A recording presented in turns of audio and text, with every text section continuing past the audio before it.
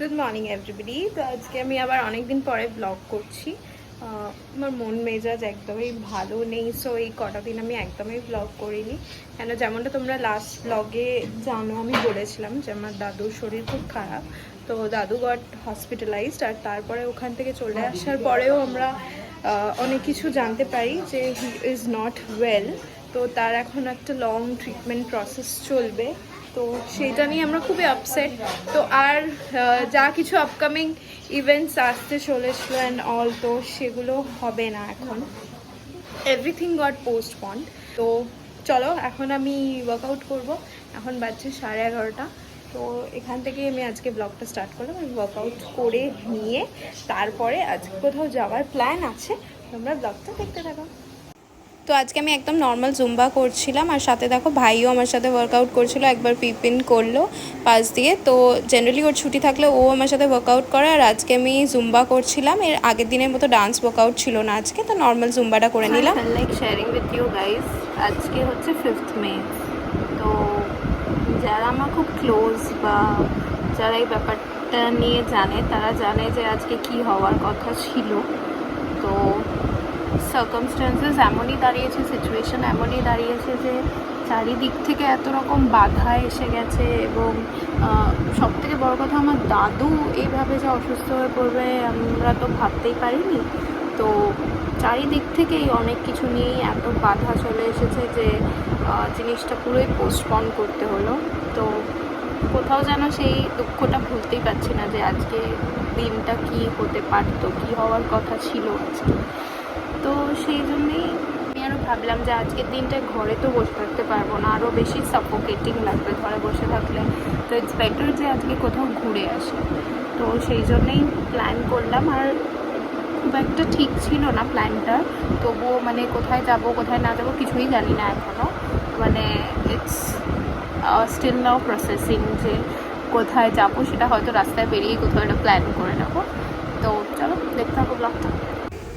তো দেখো এখানে আমি সেজে গুজে রেডি হয়ে বেরিয়ে গেছি আমার ডোরাকে নিয়ে। ডোরা আমি ড্রাইভ করছিলাম না, ডোরাজ daddy was in the house, so ওকে দিয়ে ড্রাইভ করাচ্ছিলাম। আর লাট্টুকে আমার বাড়ির সামনে রেখে ডোরাকে নিয়ে বেরিয়ে গেছিলাম। তো আমরা ফার্স্টে ভেবেছিলাম কোথাও খেতেই যাবো, বাট আমি তখন লাঞ্চ করে বেরিয়েছিলাম, আমার খিদে তো একটুও পাচ্ছিল না। So which is why I decided কি আগে কোনো একটা গঙ্গার ধারে ফারে কোথাও এটা যাই, দেন কোথাও এটা চলে যাবো। তারপর আমরা ভাবলাম যে অনেক দিন তো সাপুরজি যাওয়াও হয়নি, তো এই রাস্তাতেই যখন এসছি একবার শাইনিদের ফ্ল্যাট থেকে ঘুরে আসি, দেখা হয়ে যাবে। তো তারপর আমরা চলে গেলাম শাইনিদের ফ্ল্যাটের দিকে। তো ওখানে গিয়ে আমরা হালকা কিছু খেয়ে দেখো উনো খেলছিলাম। আমরা আজকে 3-4 রাউন্ড উনো খেলেছি, খুব মজা হয়েছে খেলতে অনেক দিন পরে। আর এতদিন পরে বসে সবাই আড্ডা মারছিলাম, খেলছিলাম, তো হেবি মজা হচ্ছিল।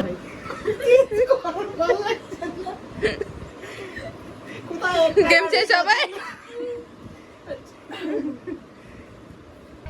ওখান থেকে বেরিয়ে আমাদের বেশ রাতই হয়ে গেছিলো। তবুও আমার যেহেতু মন ছিল আজকে হ্যাশট্যাগ যাওয়ার, আমি আগে থেকেই দেখে রেখেছিলাম যে হ্যাশট্যাগ যাবো শাইনিদের ফ্ল্যাট থেকে বেরোনোর সময়।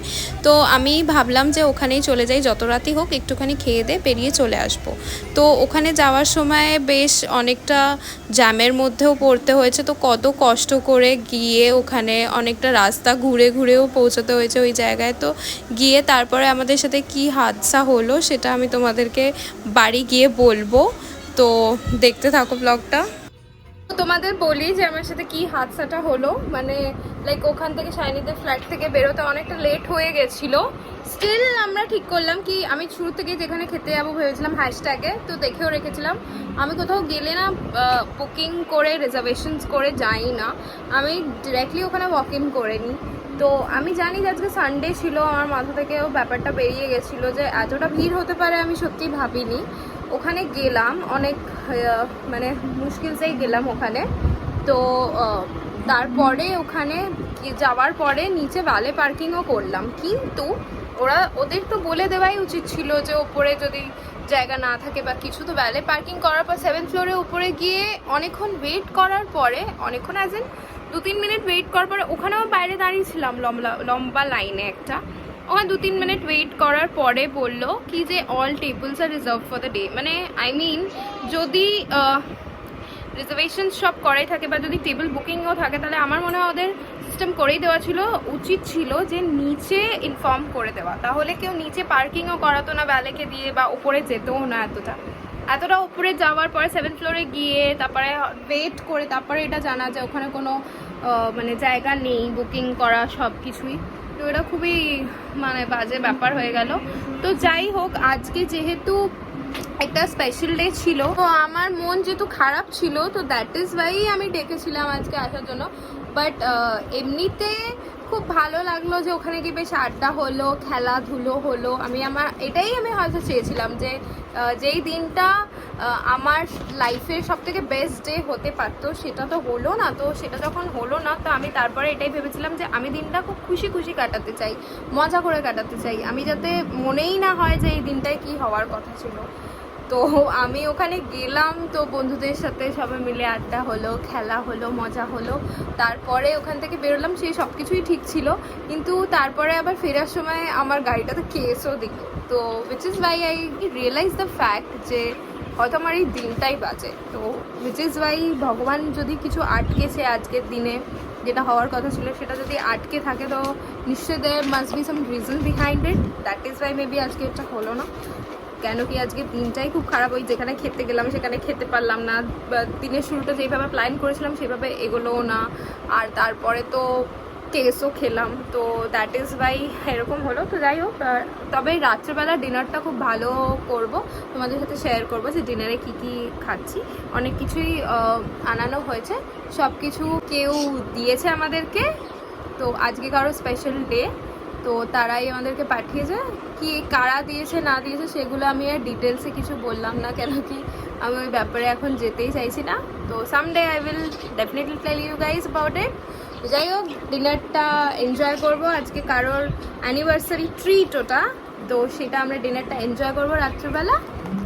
তো দেখো, ইন্ডিয়া রেস্টুরেন্ট থেকে সব আনানো হয়েছিল। এখানে রয়েছে এগ বিরিয়ানি, যেটা আমি আর মা হাফ হাফ খাবো, বিকজ আমি পুরো খেতে পারি না। এখানে রয়েছে ভাইয়ের চিকেন বিরিয়ানি, আর দেখো এই পাশে আছে তন্দুরি রুটি, আর এটার মধ্যে রয়েছে হচ্ছে কড়াই পনির, আর এইটাতে রয়েছে হচ্ছে চিকেন কোরমা। প্রত্যেকটা ডিশই খুবই টেস্টি ছিল খেতে। আর এটা ছাড়াও হচ্ছে অনেক কটা মিষ্টিও অর্ডার করে আনানো হয়েছিল, যার মধ্যে ছিল বেকড রসগোল্লা আর বেকড সন্দেশ। তো এটা আমি দেখে দেখে অর্ডারটা করেছিলাম। আর এইখানে দেখো বিরিয়ানি চলে এসেছে। আমি যদিও বিরিয়ানি খুব একটা ভালোবাসি না, তবুও আজকে নিয়ে নিয়েছি। তো দেখো, স্প্লিটসভিলার নতুন এপিসোড চলে এসেছে, which is the very interesting part of weekend. তো স্প্লিটসভিলা দেখতে দেখতে এই ডিনারটা এনজয় করে এখন খাবো।